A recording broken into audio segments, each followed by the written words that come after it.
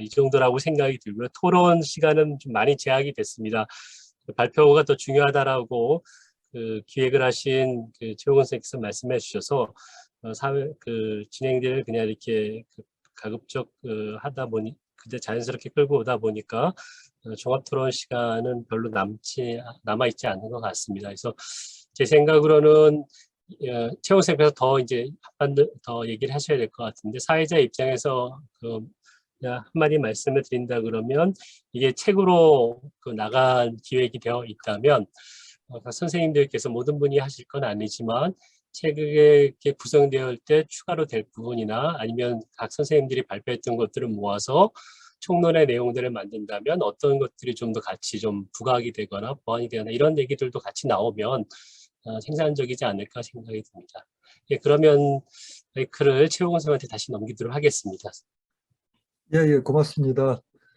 그 포인트는 이렇게 떠들썩하게 큰 학술대회 모양으로 가기보다는 실속 있는 워크숍을 연상케 하는 그런 식의 이제 각 전문가들을 모시고 발표를 듣고, 이제까지 동아시아 논의에서 상대적으로 소홀하게 다뤘거나 너무 좁게 다뤄졌던 그런 것들을 한 면씩 한번 얘기를 하면서, 여태까지 동아시아 관련한 그 단행본이 검색을 해보니까요, 제가 하나하나 찾아보고 책을 구입하다 보니까 의외로 많아요.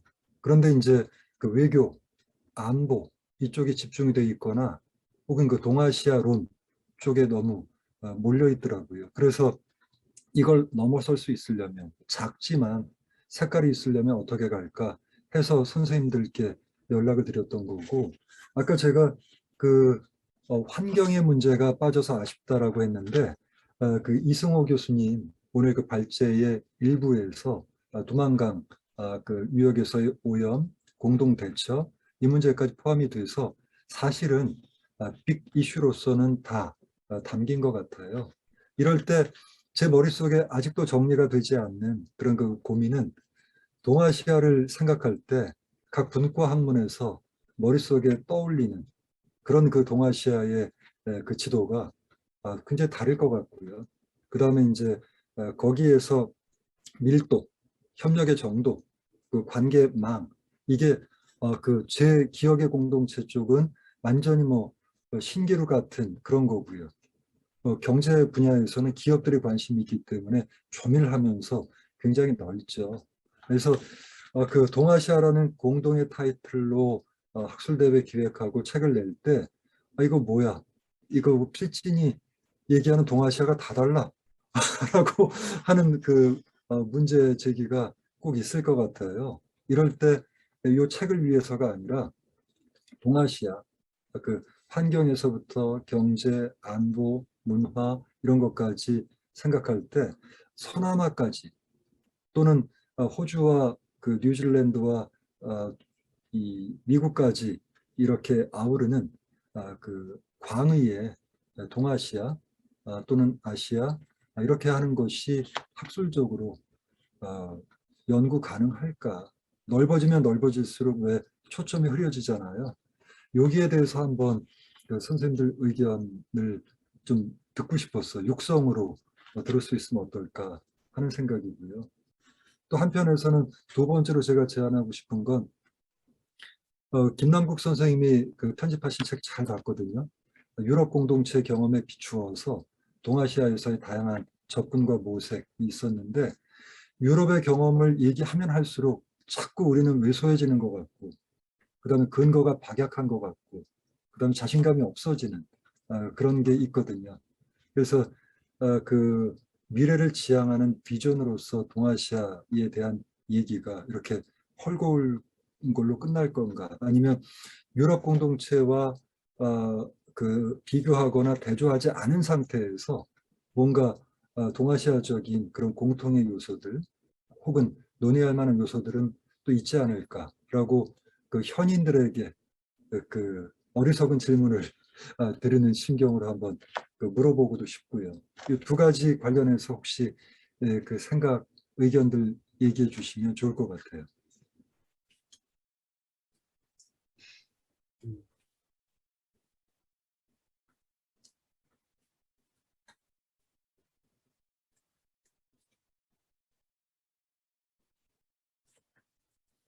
이승호 선생님 그 광역 두만강 유역 개발 계획은 오늘 그 발표를 통해서 직접 들어보니까 굉장히 여러 가지 측면이 엉켜 있고 두툼한 것 같아요. 그래서 그 한편으로는 처음에는 그 경제 협력으로만 생각했는데 사실 그 체제의 이질성을 어떻게든 그 뭐랄까 관리하고 그 조절해야만 해갈 수 있는 문제이기도 하고 그다음에 이제 블라디보스토크 포함해서 군사 시설들이 또한 이 지대에 있잖아요. 이걸 또 풀어가야 될 평화 공동체의 그 시발점으로서도 가능하고 또 그 환경 오염에 대한 또 재난에 대한 공동 대처 또 백두산 외 그 화산 폭발 가능성 자꾸 얘기 나오잖아요. 그러다 보니까 이게 굉장히 그 구체적이고 작은 사례인 것 같은데 품고 있는 함의는 내포하는 거는 굉장히 두텁고 강하다 하는 생각 때문에 저는 그 오늘 그 발표에서 굉장히 놀랐거든요. 그리고 또 참여하신 분들하고 학생들, 대학원생들이 쉬는 시간에 비슷한 얘기들을 했었고요. 이승호 선생님 그 얘기하신 그 두만강 유역, 광역 두만강 이런 것들을 좀 더 다른 차원으로도 다른 그 동아시아의 다른 지역에도 접목 가능한 후보 지역들이 또 있을까요? 공동의 이해, 그 베니핏 쉐어링 이게 가능한. 아, 예, 뭐, 제가 원래 지금 요즘에 관심이 제일 많이 가는 지역이 메콩 유역이거든요. 제가 이제 물을 하는 사람이기 때문에 저는 이제 거의 강 따라 물 따라 다니고 있는데, 메콩강 같은 경우는 이제 아마 아시겠지만 이제 한국이 해외 원조를 많이 하는데 요즘에 해외 원조에 제일 많이 주는 나라 5개 중에 3개 국가가 거기 들어가 있습니다. 캄보디아, 라오스, 베트남이 다 들어가 있는데요. 그만큼 우리한테 전략적으로 굉장히 중요하고 그리고 그럼에도 불구하고 이제 한국의 영향력이 굉장히 약했었는데 최근까지는 이제 거의 일본의 앞마당이었다가 요즘에 이제 중국이 굉장히 빠른 속도로 진출하고 있죠. 왜냐하면 메콩강 시작점이 중국이기 때문에 중국이 거기에 이제 헤게모니를 장악하고 있는 상황입니다. 근데 여태까지는 하류 국가들 위주로 계속 진행이 되다가 최근에는 중국이 상류에 댐을 짓고 그러면서 전반적으로 이제 중국이 그쪽이 사실 말씀하셨던 1대1로의 해양 진출하는 또 굉장히 중요한 실크로드 중 입구 중에 하나이거든요. 그래서 진출하고 있어서 굉장히 복잡하게 지형이 이제 돌아가고 있고요. 미국도 베트남 전쟁 이후에 또 그 인도 차이나 반도에서 떠나 있었다가 이제 오바마 정부부터 시작이 됐는데 이제 좀 더 구체화하려고 나사라든지 아니면 거기에 미국 공동단이라든지 이제 물 쪽에 많이 그 연구하는 쪽에서 지금 그 메콩강 국가들과 많이 협력을 하고 있습니다. 보시면 굉장히 이제 거기도 이게 수자원 같은데 또 환경 문제 같은데 이게 또 안보 문제랑 연결이 돼 있고요. 결국엔 또 미국하고 중국하고 패권 싸움이 거기 또 있기 때문에 또 경제 문제도 거기 들어가 있습니다. 사실 그래서 두만강이 어떻게 보면은 하나의 또 모델이 될 수가 있어서 저는 사실 그래서 말씀하신 것처럼 이 아까 이제 아시아, 동아시아의 범위를 어떻게 하느냐에 대해서 아마 이제 큰 질문을 던지셨는데 저는 사실 그 제가 저번에 좀 다른 문제긴 한데 입시 출제한다고 그때 한번 일주일 정도 잡혀 있은 적이 있었어요. 코로나 전에 자가격리 같은 걸 했는데 그때 고등학교 교과서를 보다 보니까 동아시아라고 해놓고 한중일 더하기 베트남이 들어가 있더라고요. 그래서 이제 그거 누가 만드셨는지 잘 모르겠는데 베트남이 중국 문화권에 들어가 있어서 그렇게 집어넣은 건지 그건 잘 모르겠습니다만 일단은 동아시아라는 걸 정의하는 게 말씀하신 것처럼 저희 책에서 굉장히 일관성을 저희가 보여주는데 중요하다고 생각을 합니다. 근데 저는 글쎄요 서남아까지 포함하고 그렇게 되면 거의 우리나라 그 북반구의 반 정도를 커버할 것 같은데 미국까지 들어가면은 좀 너무 희석이 되지 않을까라는 제 생각이 들고요. 하지만 동남아시아는 보통 보면은 요즘에 뭐 대외정책경제연구원 같은 경우 보고서 같은 거 보시면 동아시아라고 하면서 동남아시아를 다 포함하는 경우가 많이 있고요. 그만큼 한국 입장에서 봤을 때 이게 조금 더 한국의 전략적이라든지 아니면 영향력이라든지 또 아니면 문화적 동질성이라든지 이런 걸 봤을 때는 저 같은 경우는 한중일 플러스 아세안까지 포함하면 괜찮지 않을까라는 생각하고 있고요. 물론 이제 저도 이제 호주랑 뉴질랜드 친구들이 있지만 그 정도까지는 포함할 수 있을 것 같습니다. 근데 미국까지 포함하게 되면 조금 다른 문제가 되지 않을까라고 생각하고요. 어찌되었든 말씀드린 거 다시 좀 정리를 드리면 이 메콩강이라든지 또 아니면 글쎄 메콩강 같은 경우가 제가 보기엔 가장 좋은 유사 사례가 될 것 같고요. 압록강은 조금 다른 문제가 같습니다. 압록강은 이제 그거는 북한하고 지금 중국하고 그 2개국만 들어가 있는데 거기에 물론 이제 우리나라가 들어간다면 3개국이 되겠죠. 근데 일본도 항상 여기에 관심이 있어서 이런 쪽으로 봤을 때 저는 두만강의 어떤 사례가 압록강도 그렇고요. 또 메콩강도 그렇고 좋은 또 벤치마킹 사례가 되지 않을까 생각합니다. 예, 고맙습니다. 말씀을 드리면 이게 나중에 정말 책으로 쓸 때 특히 이제 서론에서 이 각각의 글들의 연계성들을 모으고 하는 것이 굉장히 어려운 과제이고 또 그 부분이 좀 어느 정도는 설득력 있게 제시가 되어야 좀 더 완성된 그 하나의 책이 될 것 같아요. 그런 면에서 이제 동아시아를 우리가 어떻게 정의하느냐도 굉장히 중요한 과제인데 우리 사회학에서 이제 공동체를 얘기를 할 때 크게 세 가지 요건을 얘기를 해요. 하나는 전 그 공간으로서의 공동체죠. 그래서 아까도 우리가 어디까지 범위를 정하느냐가 바로 이런 것이죠. 그러니까 지리적으로 이렇게 공유한 하나의 공간이라고 하는 부분이 공동체의 중요한 요건이고, 두 번째 중요한 요건은 그 구성원 간에 있어서의 상호작용이거든요. 단지 지리적으로 공유만 했다고 해서 공동체가 되는 게 아니라 구성원들 간에 어떤 의미 있는 상호작용이나 네트워크가 있어야 되고, 이제 세 번째 요건은 정체성과 소속감이거든요.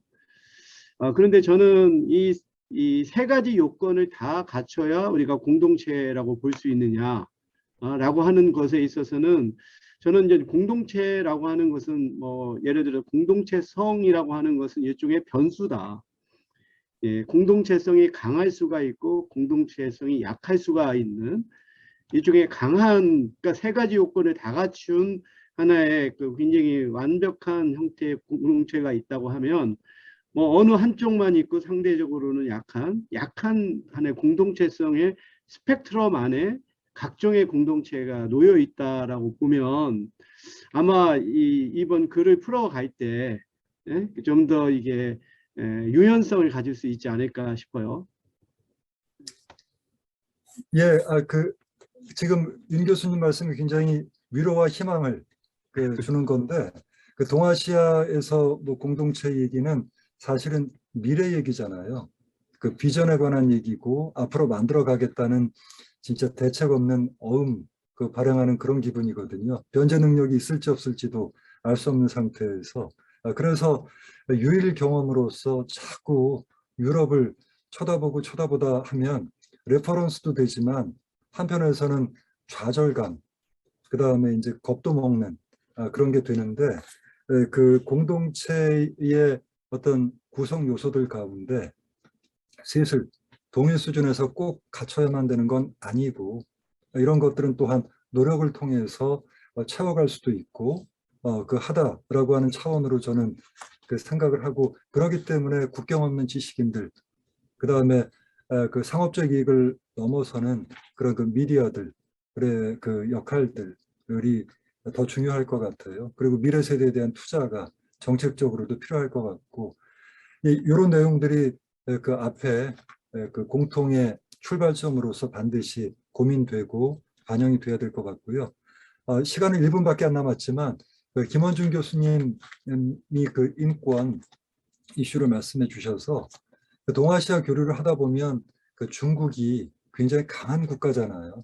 굉장히 크고, 두 번째로 국가의 힘이 큰 반면에 시민사회, 또 리버럴한 지식인들의 역할은 굉장히 제한적이어서 한중일 교류를 할 때마다 그 한계를 느끼고, 학생들 대상으로 제가 중고등학교 동부가 수업을 했다가 중국 학생들의 질문이 굉장히 국가가 명령하면 따라야지 라고 하는 그런 반응들을 많이 보면서 그런 어떤 체제 간에 국가 간의 차이가 있는데 인권 공동체, 공동의 인권 의식을 난징학살 얘기할 때 말고 그 중국까지 호응할 수 있는 그런 그 뭐랄까 인권 공동체의 꿈을 얘기하는 게 가능할지 현재로서 한번 의견 얘기해 주시면 고맙겠습니다. 예, 뭐 말씀하신 대로 상당히 어려운 상황이고요. 그리고 상황이 사실 많이 변했죠. 그러니까 뭐 한 2000년대 중반 이때만 해도 사실 지식인들이 뭐 속 얘기도 하고 중국에서 내부 비판도 하고 뭐 이렇게 이제 자유주의적인 흐름이 있었는데 뭐 시진핑 등장 이후로 아니면 뭐 그 전부터도 이제 계속 이제 국가 통제가 심해지다 보니까 더더군다나 이제 더 그런 것들이 어려운 상황일 것 같아요. 근데 저는 이렇게 생각을 해요. 그러니까 뭐 그렇다고 해서 뭐 지금의 중국이 뭐 계속 앞으로 같은 모습으로 이제 간다라는 또 보장은 없고, 그다음에 이제 국제사회에서 아까도 말씀드렸듯이 중국이 어쩔 수 없이 합의한 부분들이 있고 해온 역할들이 있거든요. 그러니까 뭐 여성이나 아니면은 뭐 본인들이 이제 강하게 주장하는 경제권이나 뭐 사회권이나 이런 부분에서 자기들의 공헌을 내세우고 있기 때문에 저는 이제 그런 부분에서 이제 하나씩 하나씩 풀어가야 되는 것 같아요. 그래서 이제 미얀마 같은 경우도 뭐 본인들 국가도 알고 있지만은 계속 뭐 주권 원칙이니 내정 불간섭이니 계속 얘기를 했지만은 결국에는 만약에 이제 인권 상황이 더 악화되거나 아니면 이렇게 해결이 안 되는 상황에서는 이제 그러니까 중국이나 러시아 같은 이제 그런 국가들한테 입증 책임이 있는 거죠. 그러니까 이거 상황이 더 악화되는 데 있어서 뭐 그러면은 대안을 제시를 해야 되는 부분이 있는 거고. 그래서 그런 어떤 뭐 현재 국제사회에서 갖고 있는 것들이나 이런 것들을 하는 거고, 아까 말씀하신 난징 같은 경우도 이제 뭐 그 중에 하나가 될 수 있을 것 같고.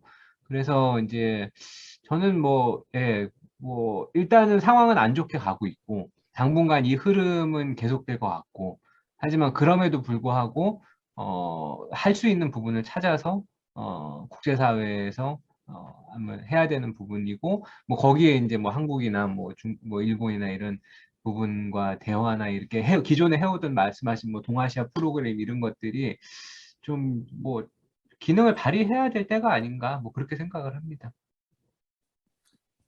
예, 오늘 그 발표 가운데 제 마음속에 역사가로서 그 강하게 남아있는 게 장동천 선생님 말씀이셨어요. 일제 식민 경험하면 많은 사람들이 조건반사적으로 굉장히 그 일본과의 일대일 관계, 그다음 지배하는 자와 저항하는 자라는 단순 도식에 그 자꾸 쳇바퀴를 돌았는데, 그 식민 시기에도 그 네트워크가 작동했고, 그게 단순히 일본 발이 아니라 서구 발, 일본 경유, 그다음에 일본화된 것이 다시 중국 대륙, 타이완, 그다음에 그 조선까지 영향을 준 것, 이게 이제 궁금했거든요. 그래서 장동천 교수님, 권보드레 교수님 두 분한테 문학의 관점에서 워낙 그 섬세하게 초국경의 관계를 다뤄주시니까 했는데, 권보드 선생님은 저기 뭐 미국행 일정 그거하고 시간이 겹쳐서 부득이 이번엔 참여를 못하셨고, 장동천 교수님이 그래서 대표로 문학 대표로 참석을 해주신 건데, 이 그 타이완, 그것도 스리얼리즘이라고 하니까 굉장히 처음엔 낯설었거든요. 이게 어떻게 연결되지 했는데, 그 1920년대, 30년대도 실제 그렇게 서구와도 가까웠고, 또 식민지 모국과의 관계가 그렇게 갈등 위주만이 아니었다는 것. 그다음에 타이완이 좀 더 그렇죠, 한국보다. 그래서 조금 반대급부가 있겠죠. 그래서 그 타이완이 갖고 있는 특수성도 있지만 동아시아가 공유하고 있었던 식민과 포스트 식민의 공통점을 문학만큼, 또 지식 문학만큼, 영화만큼 잘 보여주는 대목도 없는 것 같아요. 그래서 여태까지 좀 판에 박은 동아시아 논의를 때로는 섬세하게, 때로는 구체적으로, 때로는 기대감을 가지고 할 수 있는 그런 이제 모색이 될 것 같고, 2부에도 또 이스라엘 그 전문가, 또 베트남 전문가 여러분들이 들어오셔서 지금은 아니지만 책을 통해서, 번역된 원고를 통해서 선생님들께서 만나실 것 같아요. 오늘 사회를 봐주신 허은 교수님, 그다음에 그 발표 너무 소중하고요. 시간을 내주셔서 고맙습니다. 박수로 마무리 짓죠. 1부 세션. 수고하셨습니다.